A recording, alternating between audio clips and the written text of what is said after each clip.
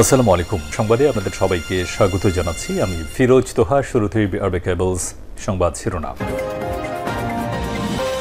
পুরোদমে Iran, Israel এবং হুতি বিদ্রোহীরা ভয়াবহ যুদ্ধ চলছে হামলা পাল্টা হামলা। এরই মাঝে আমাদের হাতে এসে পৌঁছেছে এই যুদ্ধের সর্বশেষ গুরুত্বপূর্ণ সবথেকে তাজা আপডেট সংবাদ আপনাদের জানিয়ে দিব। প্রথমেই জানাবো ইসরায়েলের বিরুদ্ধে চতুর্থ পর্যায়ে নৌ অবরোধের ঘোষণা ইয়েমেনের। গাজায় ইসরায়েলের আগ্রাসনের বিরুদ্ধে সামরিক প্রতিরোধ আরও জোরদার করার ঘোষণা দিয়েছে ইয়েমেন। আজ এক বিবৃতিতে ইয়েমেনের সশস্ত্র বাহিনীর মুখপাত্র ইয়াহিয়া সারি এই ঘোষণা দেন। এরপর জানাবো ইয়েমেনের প্রতিরক্ষা ব্যবস্থায় হতচকিত ইসরায়েল, আমেরিকা। সম্প্রতি ইসরায়েলি বাহিনী বড় পরিসরে বিমান হামলার প্রতিক্রিয়ায় ইয়েমেনের হুতি নিয়ন্ত্রিত সামরিক বাহিনী নিজেদের তৈরি অত্যাধুনিক বিমান প্রতিরক্ষা ব্যবস্থা প্রকাশ করেছে, যা ইসরায়েলকে বড় ধাক্কা দিয়েছে। সব প্রতিরক্ষা ব্যবস্থা এতটাই কার্যকর প্রমাণিত হয়েছে যে হামলায় অংশ নেওয়া অনেক ইসরায়েলি যুদ্ধবিমান পালিয়ে যেতে বাধ্য হয়েছে। এদিকে ফিলিস্তিনে দ্বিরাষ্ট্রভিত্তিক সমাধানের উদ্যোগ জাতিসংঘের। নিউ ইয়র্কে জাতিসংঘের সদর দপ্তরে শুরু হয়েছে প্যালেস্টাইন রাষ্ট্র প্রতিষ্ঠা এবং দুই রাষ্ট্রভিত্তিক সমাধান ইস্যুতে একটি আন্তর্জাতিক সম্মেলন। ফ্রান্স, সৌদি আরবের যৌথ সভাপতিত্বে আয়োজিত এই সম্মেলনের লক্ষ্যে বলা হচ্ছে ফিলিস্তিন সংকটে কূটনৈতিক তৎপরতা পুনরুজ্জীবিত করা। এদিকে ইরান সফরে যাচ্ছে আইএইএ প্রধান। পরমাণু প্রশ্নে নতুন মোড়। জাতিসংঘের পরমাণু শক্তি বিষয়ক সংস্থা আইএইএ আগামী 2 সপ্তাহের মধ্যে ইরান সফরে যাচ্ছে। আজ দেশটির পররাষ্ট্র মন্ত্রণালয়ের মুখপাত্র ইসমাইল বাঘেই এই তথ্য নিশ্চিত করে বলেছেন খবর বার্তা সংস্থা রয়টার্সের। এবং সর্বশেষ জানাবো সমন্বয়কদের চাঁদাবাজির খবর দেখে বেদনায় নীল হয়ে গেছি বললেন মির্জা ফখরুল।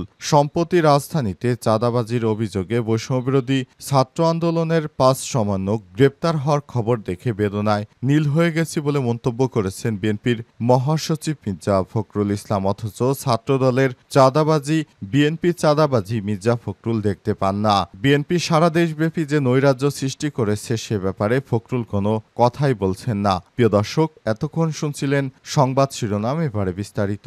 তবে তার আগে বন্ধুরা অনুরোধ থাকবে এই সংবাদটিতে একটি লাইক দিন। এই চ্যানেলে আপনি নতুন হয়ে থাকলে আমাদের সংবাদটি দেখতে দেখতে চ্যানেলটি সাবস্ক্রাইব করে রাখুন। কমেন্ট করে বন্ধুরা আপনার মূল্যবান মতামত জানিয়ে দিন আপনি বিশ্বের কোন দেশ থেকে বা বাংলাদেশের কোন স্থান থেকে আমাদের সংবাদটি দেখছেন এবং শুনছেন। আর বন্ধুরা, গাজা যুদ্ধে আপনি যদি নিরীহ ফিলিস্তিনিদের ভালোবেসে থাকেন কমেন্টে ইয়েস লিখে বিশ্ববাসীকে জানিয়ে দিন। সংবাদটি আপনার সোশ্যাল মিডিয়া ফেসবুকে শেয়ার করে বন্ধুদেরও দেখার সুযোগ করে দিন। এবারে বিস্তারিত।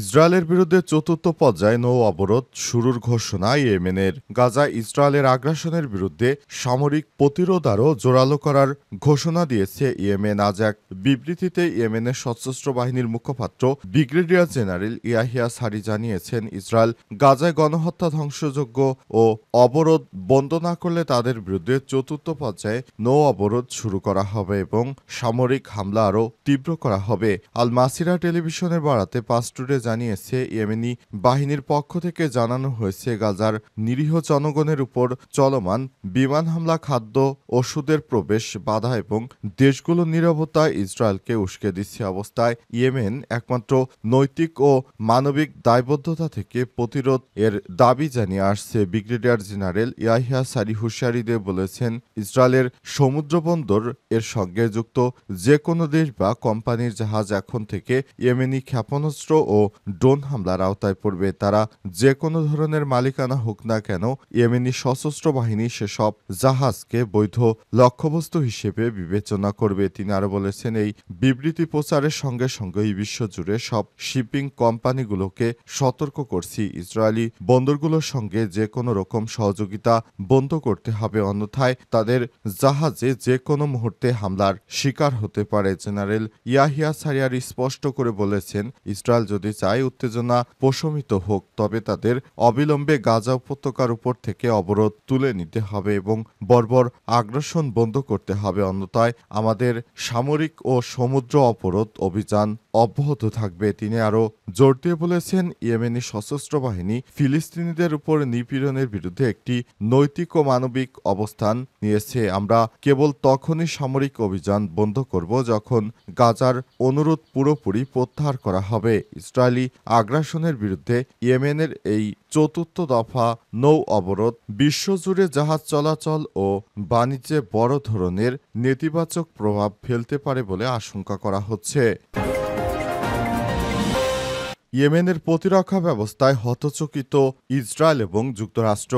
সম্প্রতি ইসরায়েলি বাহিনী বড় পরিসরে বিমান হামলা প্রতিক্রিয়ায় ইয়েমেনের হুতি নিয়ন্ত্রিত সামরিক বাহিনী নিজেদের তৈরি অত্যাধুনিক বিমান প্রতিরক্ষা ব্যবস্থা প্রকাশ করেছে, যা ইসরায়েলকে বড় ধাক্কা দিয়েছে। সব প্রতিরক্ষা ব্যবস্থা এতটাই কার্যকর প্রমাণিত হয়েছে যে হামলায় অংশ নেওয়া অনেক ইসরায়েলি যুদ্ধ বিমান পালিয়ে যেতে বাধ্য হয়েছে। ইরানি বার্তা সংস্থা মেহের নিউজের বরাত দিয়ে আন্তর্জাতিক সংবাদ মাধ্যমগুলো জানায়, হুতি বাহিনীর ক্ষেপণাস্ত্র ও গোলাবারুদের মাধ্যমে ইসরায়েলি বিমান প্রতিহত করে, যার ফলে ইসরায়েলি কৌশলবিদদের মধ্যে গভীর উদ্বেগ দেখা দিয়েছে। হুতি মুখপাত্র ব্রিগেডিয়ার জেনারেল ইয়াহিয়া সারি জানান, ইসরায়েলি জোটগুলো ইয়েমেনের আকাশসীমায় প্রবেশের চেষ্টা করলে ইয়েমেনের স্বনির্ভরভাবে তৈরি বিমান প্রতিরক্ষা ব্যবস্থা তাদের লক্ষ্য করে ভয়াবহ গোলাবর্ষণ করে, ফলে বহু যুদ্ধ বিমান আকাশপথ থেকে পিছু হটে পালাতে বাধ্য হয়েছে। ফিলিস্তিনের পক্ষে লড়াইয়ের ঘোষণা দেয় হুতিরা সম্প্রতি মাসগুলোতে একাধিকবার দখলকৃত ফিলিস্তিন ভূখণ্ডে ক্ষেপণাস্ত্র ছুড়ছে।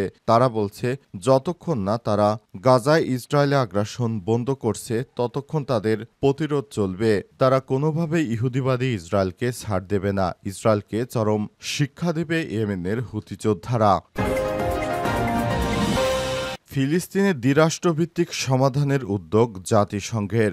নিউ ইয়র্কে জাতিসংঘের সদর দপ্তরে আজ শুরু হয়েছে প্যালেস্টাইন রাষ্ট্র প্রতিষ্ঠা এবং দুই রাষ্ট্রভিত্তিক সমাধান ইস্যুতে একটি আন্তর্জাতিক সম্মেলন। ফ্রান্স, সৌদি আরবের যৌথ সভাপতিত্বে আয়োজিত এই সম্মেলনের প্রধান লক্ষ্য হচ্ছে ফিলিস্তিন সংকটে কূটনৈতিক তৎপরতা পুনরুজ্জীবিত করা। তবে উদ্বেগের বিষয় হল, সম্মিলিত একাধিক দাবি ফিলিস্তিনের উপর চাপানো হলে দখলদার শক্তি ইসরায়েলের উপর কোনো ধরনের সত্য বা দায়িত্ব আরোপ করা হয়নি। দুই দিনব্যাপী সম্মেলনের পররাষ্ট্রমন্ত্রী পর্যায়ে আলোচনার পর সেপ্টেম্বরে জাতিসংঘের সাধারণ পরিষদের অধিবেশনের সময় বা সম্ভবত প্যারিসে রাষ্ট্রপ্রধানদের অংশগ্রহণের দ্বিতীয় ধাপের আলোচনার পরিকল্পনা রয়েছে। মূলত গত জুনে এই সম্মেলন হওয়ার কথা থাকলেও ইসরায়েল ইরান যুদ্ধের কারণে তা পিছিয়ে যায়। আল আরাবিয়া আল জাদিদকে দেওয়া এক বিশেষ সাক্ষাৎকারে জাতিসংঘের ফিলিস্তিনের প্রতিনিধি রিয়াদ মানসুর জানান, রামাল্লাহ এই সম্মেলনের মাধ্যমে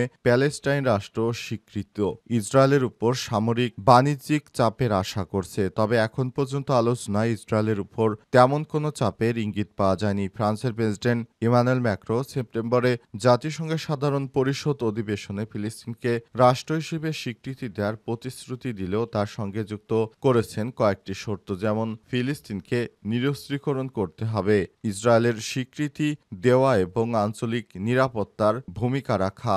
নিউ ইয়র্কে ফরাসি এক সিনিয়র কূটনৈতিকের বরাতে জানা গেছে, ফ্রান্স চারটি লক্ষ্যকে সামনে রেখে একটি কাঠামোর কথা বলছে। প্রথমত, ফিলিস্তিন রাষ্ট্রের স্বীকৃতি বৃদ্ধি। দ্বিতীয়ত, আরব ইসলামী দেশগুলোর সঙ্গে ইসরায়েলের সম্পর্ক স্বাভাবিকীকরণ, যা রাষ্ট্র প্রতিষ্ঠার কার্যকর পথের উপর নির্ভরশীল। তৃতীয়ত, ফিলিস্তিনের অভ্যন্তরীণ রাজনৈতিক সংস্কার এবং সর্বশেষ হামাসের সম্পূর্ণ নিরস্ত্রীকরণ। সমন্বয়কদের চাঁদাবাজির খবর দেখে বেদনায় নীল হয়ে গেছি বললেন মির্জা ফখরুল। সম্প্রতি রাজধানীতে চাঁদাবাজির অভিযোগে বৈষম্যবিরোধী ছাত্র আন্দোলনের 5 সমন্বয়ক গ্রেপ্তার হওয়ার খবর দেখে বেদনায় নীল হয়ে গেছি বলে মন্তব্য করেছেন বিএনপির মহাসচিব মির্জা ফখরুল ইসলাম। অথচ সারা দেশব্যাপী বিএনপির নেতাকর্মীরা চাঁদাবাজি করছে, মানুষকে পাথর মেরে হত্যা করলো। এ বিষয়ে বিএনপির মহাসচিব মির্জা ফখরুল ইসলাম বেদনায় নীল হননি। শুধু সমন্বয়কদের বিষয় দেখে তিনি তিনি নীল হয়ে গেছেন। আজ রাজধানীর শাহবাগে জাতীয় জাদুঘরের সামনে অনুষ্ঠিত অভ্যুত্থান উপলক্ষে যুবদলের মাসব্যাপী কর্মসূচির অনুষ্ঠানে প্রধান অতিথির বক্তব্যে ফখরুল এসব কথা বলেন। অন্তর্বর্তীকালীন সরকারের প্রধান উপদেষ্টা প্রফেসর ডক্টর মোহাম্মদ ইউনূস ক্ষমতায় আসার পর থেকেই বিএনপি সারা দেশব্যাপী চাঁদাবাজি শুরু করেছে। ৫ সামান্য গ্রেপ্তারের প্রসঙ্গ তুলে মির্জা ফখরুল বলেন, পত্রিকার পাতা খুললেই মনে হচ্ছে বেদনায় নীল হয়ে যায়। পুলিশ ৫ জন সমন্বয়ককে গ্রেপ্তার করেছে। তারা একটি বাড়িতে ঢুকে এক সাবেক সংসদ সদস্যের কাছ থেকে ৫০ লক্ষ টাকা চাঁদা দাবি করেছে। তিনি বলেন, এই পরিণতি, এটি কি আমরা চেয়েছিলাম? দেশের মানুষ কি কেউ এটা চেয়েছিল? এত তাড়াতাড়ি যদি এই ঘটনা ঘটে, ১ বছরও হয়নি, তাহলে আমাদের ভবিষ্যৎ কি? মির্জা ফখরুল বলেছেন, আজ টেলিভিশন পত্রপত্রিকায় বারবার করে ডিবি অফিসের ছবি দেখানো হচ্ছে। আমাদের নেতাকর্মীরা যাদের তুলে নেওয়া হয়েছিল, হাত পা ভেঙে দেয়া হয়েছিল, ঝুলিয়ে পিটিয়ে মারা হয়েছিল, এমনকি আমাদের জুনিয়র লিডার টুকু সাহেবকে পর্যন্ত সেদিন ছাড় দেওয়া হয়নি। কই আমাদের সাংবাদিক ভাইয়েরা তো তাদের ছবি ছাপেন না।